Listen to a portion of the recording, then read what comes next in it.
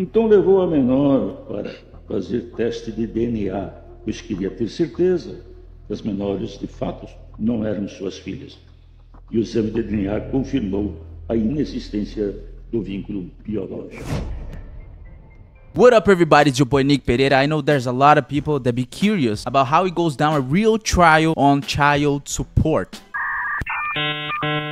Eu tô falando pro canal errado, é pra eu falar em português. Eu sei que tem muita gente que fica curiosa pra saber de como acontece uma ação judicial de parentesco socioafetivo. Uma coisa que a gente sabe que vem crescendo aí bastante, né? Muita gente pedindo pensão socioafetiva só pelo vínculo ali com a criança, sem precisar ser o pai verdadeiro. Ou às vezes, a criança já recebe pensão do pai verdadeiro e mesmo assim, a pessoa quer pensão da outra pessoa. Do padrasto ou da madrasta, eu falo pai porque é o mais comum, tá? Mas tem uns gato pingado que pede também de mãe. Aproveitando o gancho aqui, se você quer aprender a falar inglês dessa maneira, ficar perdido no inglês e no português porque você consome tanta coisa em inglês, vai gravar coisa em inglês também que você fica perdido nos idiomas. Curso de inglês Nick Pereira. Se você quer aprender de maneira prática, aprender a ler, escrever, ouvir, falar sem ficar de enrolação, sem ficar 4 anos de verbo to be, negócio prático, você já aprende a falar e já aprende a ouvir quando eles falam com você. Porque o que eu mais vejo é nego ficando 4 anos no cursinho tradicional e depois quando sai não consegue entender uma frase, porque reclama, eles falam muito rápido. Claro, você ficou lendo o textinho, meu filho. Qualquer dúvida que você tenha, me chama aqui no Instagram, o link vai estar na descrição. Agora vamos parar de enrolação e vamos ver como que acontece um julgamento, né, uma decisão de pensão socioafetiva aqui no Brasil.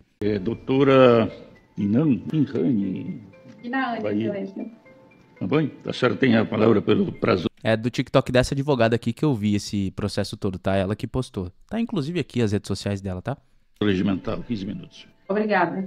O caso, então, se trata de uma ação negativa de paternidade distribuída por um homem comum que foi enganado pelo período de 9 anos. Já temos parecer favorável do Ministério Público pelo provimento do recurso. O autor manteve união estável e, posteriormente, casamento com a genitora das requeridas de 2009 a 2018. Em 2010, elas nasceram gêmeas e foram registradas pelo autor, que é pessoa religiosa e acreditava na época ser pai dessas crianças. Ó, teve um comentário em um vídeo meu de um cara falando assim, se você engravidou a mina e você não é casado com ela, aí você pode fazer o teste. Agora, se você for casado, é falta de respeito com a sua esposa. Olha aqui o exemplo. Religioso falou, não, é falta de respeito com a minha esposa, não vou nem tentar. 9 anos depois, aconteceu alguma cagada lá e aí, ó. Quando da separação, o ex-casal judicializou os termos de guarda e pensão das infantes. Ocorre que em junho de 2020, quando ele foi realizar exames de rotina, incluindo o espermograma, descobriu a infertilidade. Como a infertilidade é diferente de esterilidade, para se assegurar de que realmente não eram suas filhas, ele realizou um exame de DNA e constatou em agosto de 2020 que as gêmeas não eram suas filhas. Nessa data, então, ele conversou com as infantes, certificando-as da notícia de que não era pai biológico, e a partir de então cessou completamente todo e qualquer contato com as infantes. Ele ingressou com ação negativa de paternidade e passou a realizar tratamento psicológico. Há mais de 4 anos, datado de hoje, o autor não mantém nenhum tipo de contato com as requeridas. 4 anos sem o contato. Se há 4 anos atrás ele já descobriu, imagina se ele tá pagando pensão sem ser pai durante esses 4 anos em que o processo tá correndo. Com um transtorno de ansiedade generalizado, vive em tratamento psicológico psiquiátrico até o dia de hoje e, sobretudo, após a sentença de primeiro grau, que julgou improcedente a demanda, entendendo por obrigar esse homem traído e enganado a exercer a paternidade socioafetiva de 2 crianças que possuem a face do adultério. É isso mesmo. Durante todo esse tempo ele tá pagando pensão socioafetiva, mesmo não sendo pai, porque algum juiz decretou que ele vai pagar. Então olha só como a justiça aqui no Brasil, ó, demora. A primeira instância vai lá e fala, não, você vai pagar. Foda-se se você é o pai ou não, foda-se se é fruto de traição essas crianças. Aí se a segunda decidir a mesma coisa, você joga pra terceira e, mano, é nesse tempo todo, olha o transtorno que o cara tá passando. Tá com crise de ansiedade, tratando psicólogo, psiquiatra, o cara tá todo lascado mentalmente e ainda tá pagando pensão de criança que não é dele. A questão técnica aqui a ser observada é o vício de consentimento, uma vez que o registro nominal e o exercício das obrigações parentais foram assumidas pelo autor em virtude de ter sido enganado, o que ele jamais teria feito se soubesse a verdade.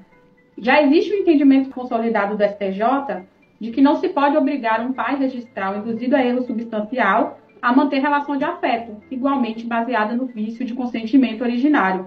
ela tá falando em juridiquês, mas traduzindo, esse vício de consentimento é porque quando as crianças nascem, supõe que ele é o pai, então ele consentiu em ser pai delas. Só que ele foi enganado acreditando que ele era o pai biológico.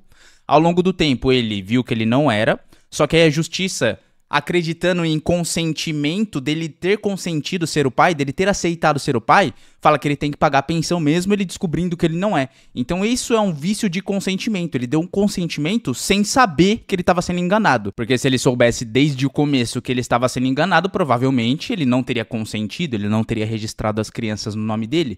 É por isso que eu falo da importância de fazer o teste logo no nascimento. Acho que eu consegui traduzir aqui o que ela falou, né? O que seria impor a esse homem deveres advindos sem que houvesse um reconhecimento voluntário e consciente, uma vez que ele foi enganado. Essa jurisprudência já está relacionada aos autos e é a jurisprudência na qual o Ministério Público também se baseou ao conceder o parecer. Esse homem, ele não quer ter que conviver com duas pequenas faces do adultério, nem quer ser obrigado a ter que lembrar todos os dias que foi enganado por um período tão longo. Reconhecer a socioafetividade no presente caso é obrigar esse homem traumatizado, que foi cruelmente enganado, a ter que viver com esse trauma para o resto da vida. Excelências, aí a gente chega no meio termo aqui. A questão dessas menores, que realmente hoje tinham esse cidadão como pai, mas por outro lado nós vamos pensar que existem pessoas, e a gente tem visto tantas outras, que realmente enganam.